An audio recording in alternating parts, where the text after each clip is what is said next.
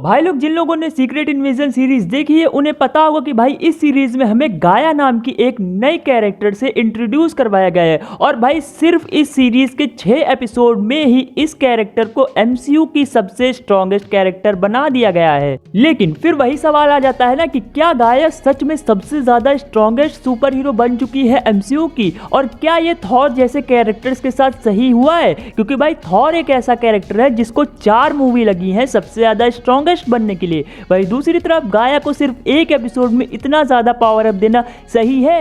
देखो, जिन लोगों ने सीक्रेट इन्वेजन सीरीज देखी है उन्हें ये बात पता होगी कि भाई मार्वल ने सिर्फ थॉर ही नहीं बल्कि एमसीयू के सारे सुपर हीरोज के साथ नाइंसाफी की है। लेकिन अगर तुमने सीक्रेट इन्वेजन सीरीज नहीं देखी है तो टेंशन मत लो, मैं तुम्हें बता देता हूँ कि भाई मार्वल वालों ने गाया को 15 से भी ज्यादा कैरेक्टर्स की पावर दी है और जिनमें सुपर विलन्स भी आते हैं। और जिन भाई लोगों को नहीं पता कि भाई गाया इतनी स्ट्रॉन्ग कैसे बनी, तो भाई बता दूं कि गाया इतनी स्ट्रॉन्ग है क्योंकि भाई गाया को पावर्स मिली है दी हार्वेस्ट से। अब दी हार्वेस्ट में एवेंजर्स, थैनोस, यहाँ तक कि थैनोस की औलादे, इन सब का डीएनए था और भी बहुत सारे सुपर हीरोज और सुपर विलन्स का डीएनए था जो कि तुम्हें मैं आगे बताऊंगा। लेकिन उससे पहले एक चीज जो तुम्हें गाया के बारे में पता होनी चाहिए वो ये है कि गाया के पास बस सुपर हीरोज और सुपर विलन्स की फिजिकल पावर है, मतलब कि गाया के पास किसी भी सुपर हीरो या फिर सुपर विलन की मेंटल पावर नहीं है। अब कहने का मतलब ये है कि अगर गाया के पास हल्क की स्ट्रेंथ है तो गाया के पास हल्क का गुस्सा नहीं आ सकता है। और अगर अभी भी तुम्हें समझ में नहीं आ रहा है तो भाई तुम थॉर रैग्नारॉक वाला हल्क उठा के देख लो और एवेंजर्स एंड गेम मूवी वाला हल्क देख लो, तब तुम्हें पता चलेगा कि भाई हल्क का गुस्सा उसकी स्ट्रेंथ के लिए कितना ज्यादा इंपॉर्टेंट है। और अब फाइनली मेंटल पावर्स को साइड रख के बात कर लेते हैं फिजिकल पावर्स की कि आखिर गाया जी के पास किस किस सुपर हीरो और सुपर विलन की पावर है।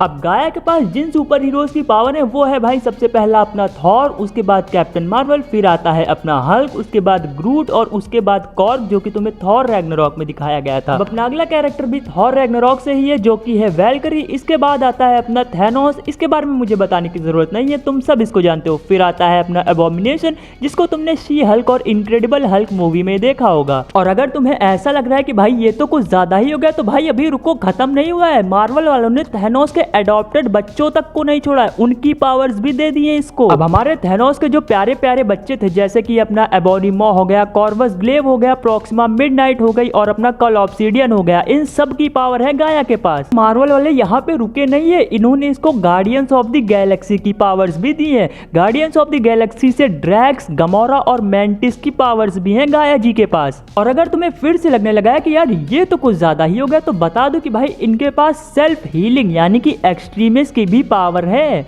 देखो, गाया के पास पावर्स तो अभी और भी सुपर हीरोज की हैं, लेकिन इतनी सारी सुपर पावर्स का क्या फायदा जब आप उनको अच्छे से यूज ही ना कर पाओ। कहने का मतलब ये है कि गाया के पास जितने भी सुपर हीरोज या सुपर विलेंस की पावर है, गाया उन सब की पावर अच्छे से यूज नहीं कर पाती है। और दूसरी तरफ है अपना थॉर जिसकी एज 1500 साल है और इन 1500 सालों में थॉर ने कितना सारा फाइटिंग एक्सपीरियंस गेन किया है, कितनी सारी फाइटिंग स्किल्स गेन की है। और उसके ऊपर से थॉर के पास 2 स्ट्रॉन्ग वेपन है, स्टॉर्म ब्रेकर और म्योनिर। और देखो भाई लोग, जब अपना थॉर स्टॉर्म ब्रेकर से 6 इन्फिनिटी स्टोन वाले थैनोस की छाती फाड़ सकता है तो इसके लिए गाया की फाड़ना कोई बड़ी बात नहीं है। अब देखो, थॉर की बात अलग है, थॉर तो अपना गॉड ऑफ थंडर है और लोगों की फाड़ना इसके लिए कोई बड़ी बात नहीं है। लेकिन अब कुछ ऐसे कैरेक्टर्स की बात कर लेते हैं जो कि गॉड नहीं है फिर भी गाया को पेल सकते हैं। और हमारा अगला कैरेक्टर है डॉक्टर स्ट्रेंज। अब देखो, गाया के पास सुपर हीरोज की फिजिकल पावर है और हमारे डॉक्टर स्ट्रेंज का फिजिकल पावर से दूर दूर तक कोई लेना देना है ही नहीं, क्योंकि डॉक्टर साहब यूज करते हैं मैजिक और मैजिक को सीखा जाता है, याद किया जाता है।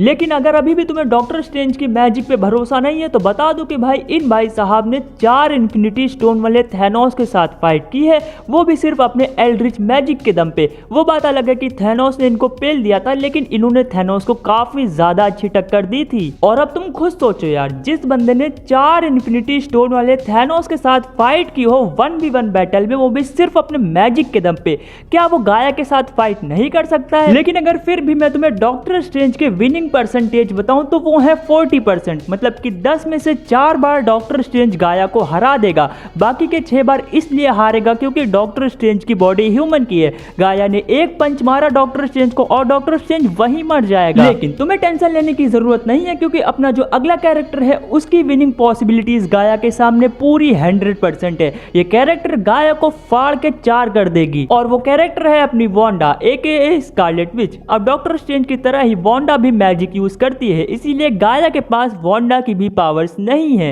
अब जैसे अपना doctor strange Aldrich magic use करता है वैसे ही अपनी वांडा यूज करती है केओस मैजिक, जो कि ऑब्वियसली भाई अपने डॉक्टर स्ट्रेंज के एल्ड्रिच मैजिक से काफी ज्यादा स्ट्रॉन्ग है। और अगर तुम्हें केओस मैजिक कम लग रहा है तो बता दूं कि भाई वांडा अपनी टेलेकिनेसिस पावर्स भी यूज कर सकती है, जो कि भाई वांडा बिना किसी भी चीज को छुए हिला डुला भी सकती है। और इसका टेलेकिनेसिस पावर इस लेवल पे है कि इसने थैनोस की हालत खराब कर दी थी एवेंजर्स एंड गेम में। लेकिन क्योंकि गाया थैनोस से ज्यादा स्ट्रॉन्ग है तो भाई वांडा की टेलेकिनेसिस पावर तो काम आने वाली नहीं है। इसीलिए वांडा के पास माइंड कंट्रोलिंग पावर्स भी है, जो कि तुमने एवेंजर्स एज ऑफ अल्ट्रॉन में देखा होगा। वांडा इस पावर का यूज करके गाया का माइंड कंट्रोल तो कर सकती है, लेकिन जैसा कि हम सब जानते हैं कि ये काम इतना आसान नहीं होगा। और इसी से बचने के लिए वांडा के पास एक और पावर है जो कि है रियलिटी मैनिपुलेशन। अब वांडा की रियलिटी मैनिपुलेशन पावर तुमने doctor strange in the multiverse of madness में देखी होगी, जहां पे इस बंदी ने ब्लैक बोल्ट का मुंह ही गायब कर दिया था। सेम काम वो गाया के साथ भी कर सकती है।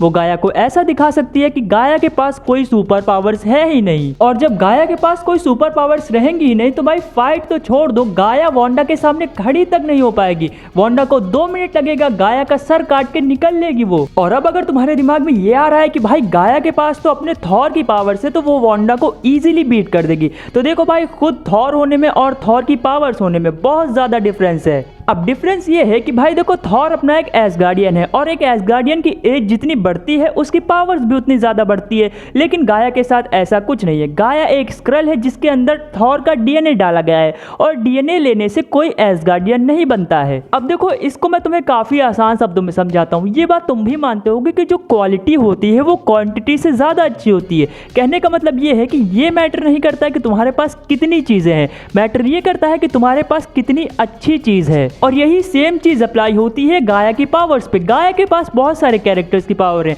लेकिन क्या गाया थॉर की पावर थॉर से ज्यादा अच्छे से यूज कर सकती है? नहीं, बिल्कुल नहीं कर सकती। थॉर की पावर्स थॉर से अच्छा कोई नहीं यूज कर सकता है। गाया के पास हल्क की स्ट्रेंथ है, लेकिन क्या गाया हल्क की तरह गुस्सा होकर लड़ सकती है? नहीं, बिल्कुल नहीं लड़ सकती। गाया के पास कैप्टन मार्वल की पावर है, लेकिन कैप्टन मार्वल की जैसा एक्सपीरियंस नहीं है गाया के पास, और ना ही कैप्टन मार्वल जैसी फाइटिंग स्किल्स। देखो भाई लोग, मेरे से जितना हो सकता था मैंने इसको उतना आसान रखने का ट्राई किया ताकि तुम्हें अच्छे से समझ आ सके। और अब अगर तुम सेटिस्फाइड हो गए हो तो तुम वीडियो को लाइक कर सकते हो, चैनल को सब्सक्राइब कर सकते हो और बेल आइकन दबा देना ताकि वीडियो की नोटिफिकेशन आ सके, और सब्सक्राइब जरूर करना।